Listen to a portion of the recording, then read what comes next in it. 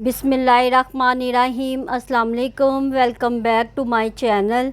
जहाँ भी रहें खुश रहें, हैप्पी रहें और हेल्थी रहें। आज आपके लिए मैं मिंट लेमन ड्रिंक की रेसिपी लेके आई हूँ।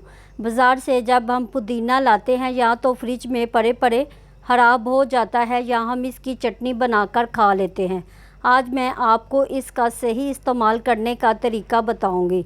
ये मिंट लेमन ड्रिंक की रेसिपी बहुत ही सस्ती रेसिपी है और बहुत ही रिफ़्रेशिंग ड्रिंक है।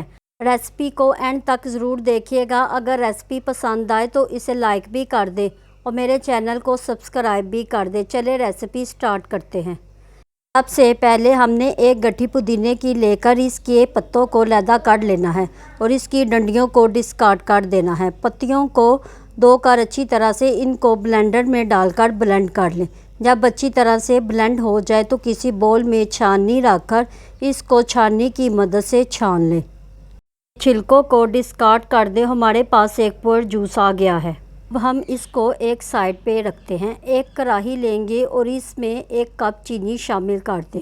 चीनी शामिल करने के बाद इसमें पौना कप पानी शामिल कर दें। ये सिरप बनाने के लिए बेस्ट रेशो है। चीनी और पानी को डालकर अच्छी तरह से मिक्स कर ले और इसको बॉयल आने दें।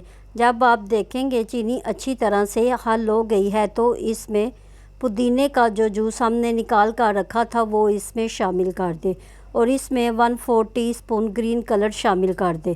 इससे शरबत का कलर बहुत ही अच्छा निकल कर आएगा। अगर आपको फूड कलर का इस्तेमाल नहीं करना तो आप इसको स्किप भी कर सकते हैं, ठीक है।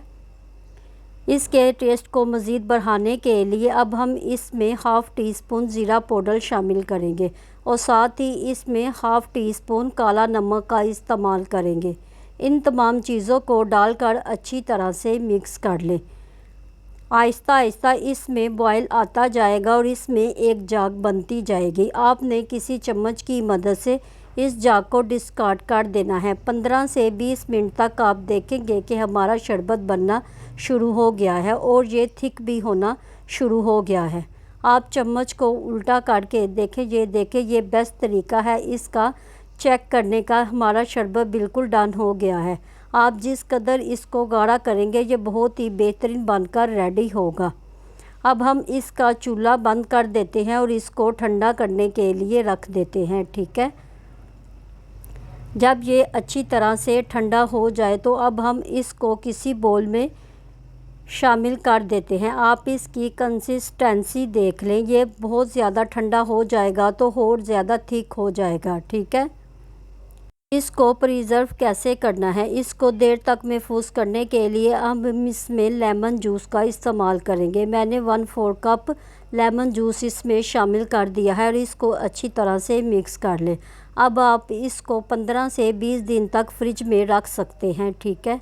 अब हमने इसको रेडी करना है। सबसे पहले मैंने तुख मलंगा को भिगोकर रख लिया था। ये बहुत रिफ़्रेशिंग देगा आपको गर्मियों में।